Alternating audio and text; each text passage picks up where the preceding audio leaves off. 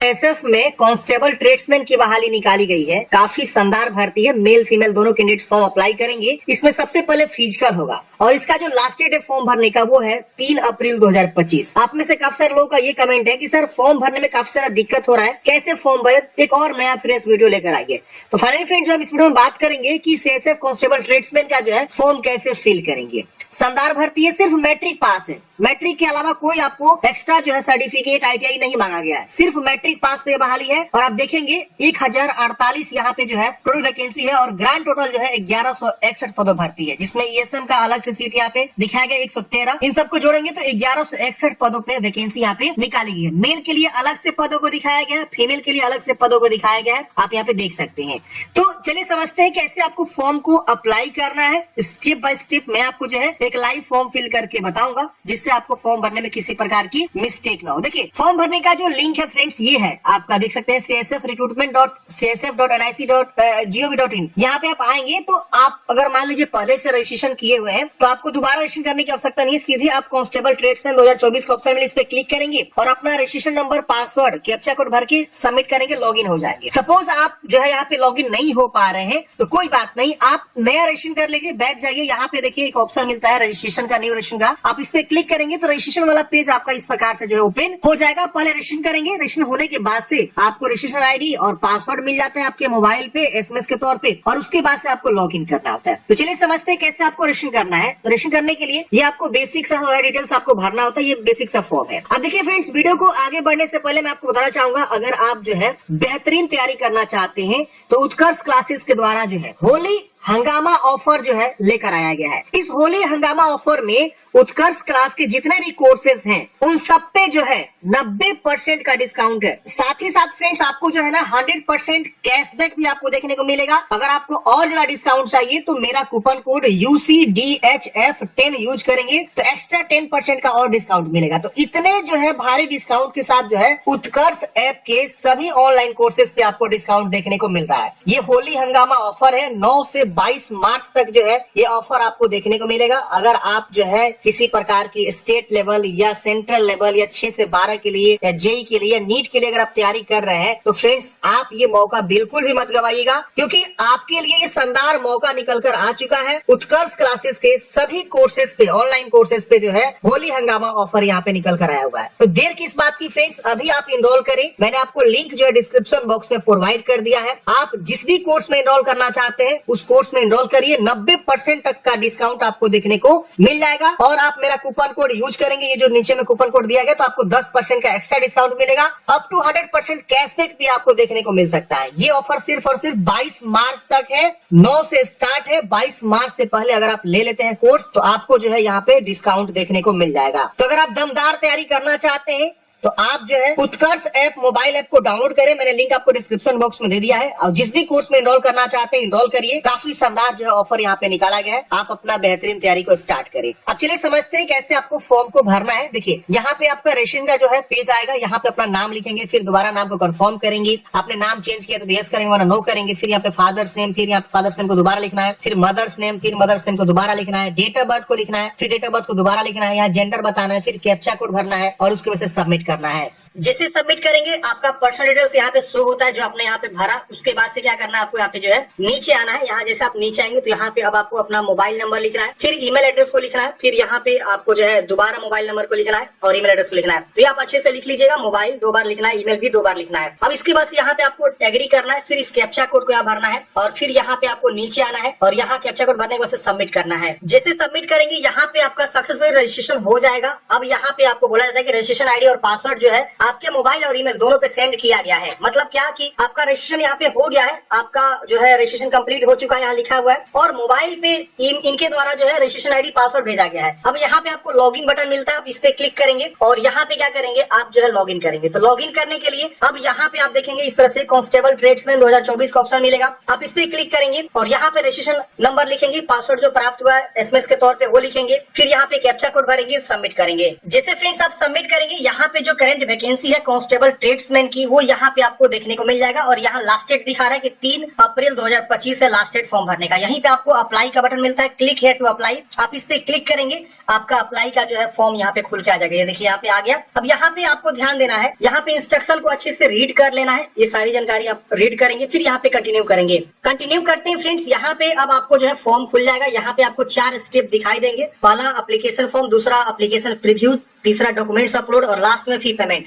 Documents upload बहुत ही important point है। कई सारे लोग क्या करेंगे ना, गलती जो है फोटोग्राफ सिग्नेचर अपलोड कर देंगे। तो गाइडलाइंस को ध्यान में रखते हुए आपको डॉक्यूमेंट्स अपलोड करना है। मैं आगे बताऊंगा, वीडियो को लास्ट तक देखते रहिए। अब यहाँ पे देखिए आपको कैटेगरी आएगा। कैटेगरी आपको यहाँ पे चुनाव करना है। जनरल है तो जनरल, ईडब्ल्यूएस है तो ईडब्ल्यूएस, ओबीसी का ऑप्शन है, SC/ST का ऑप्शन है।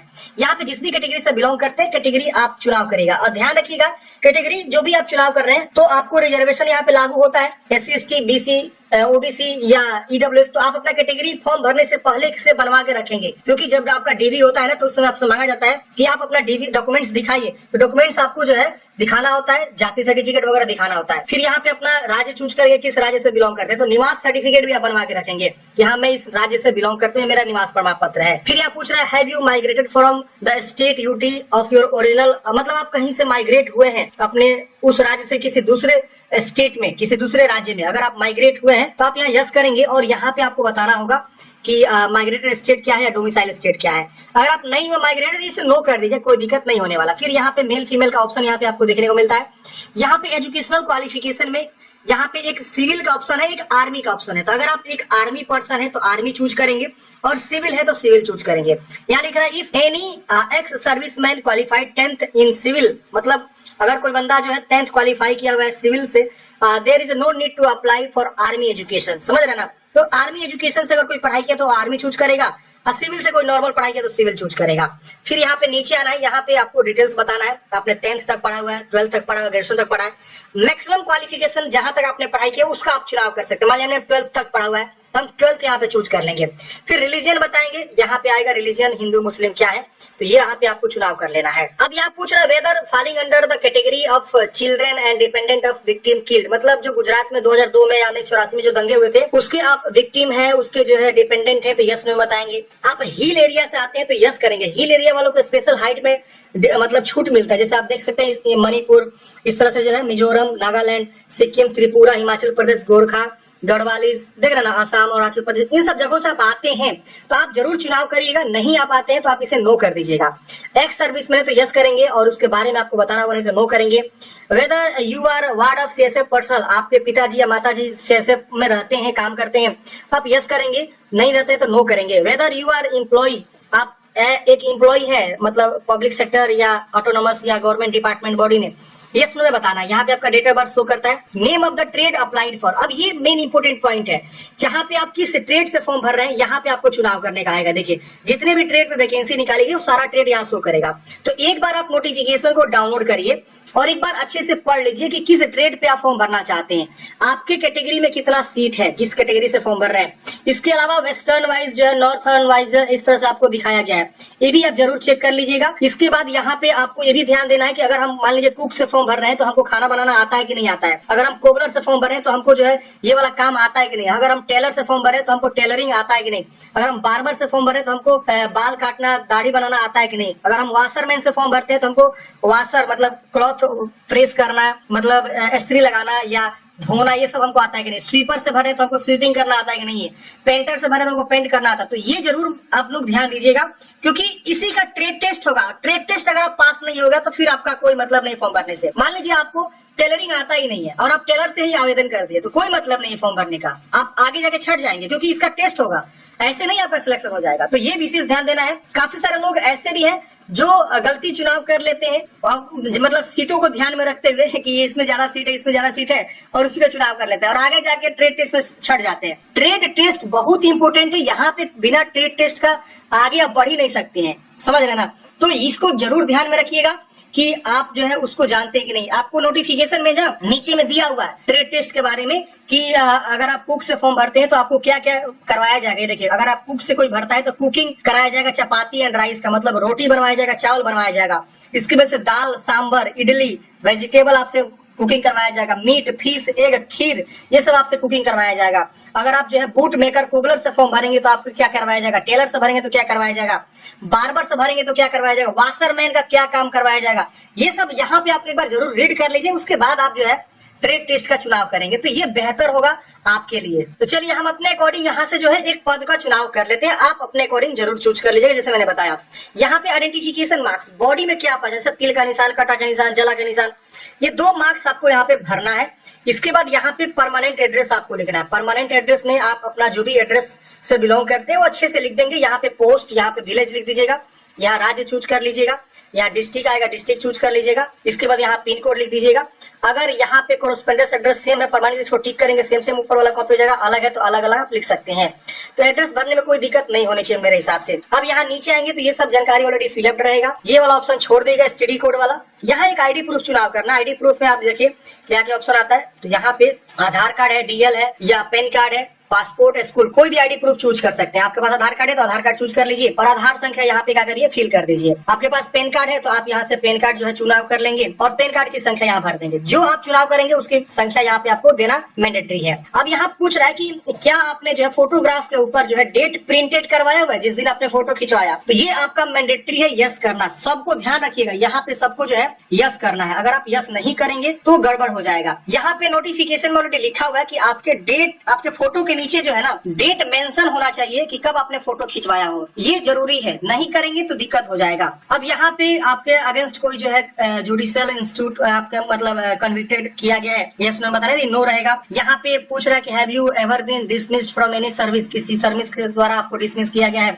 आप नो कर दीजिएगा।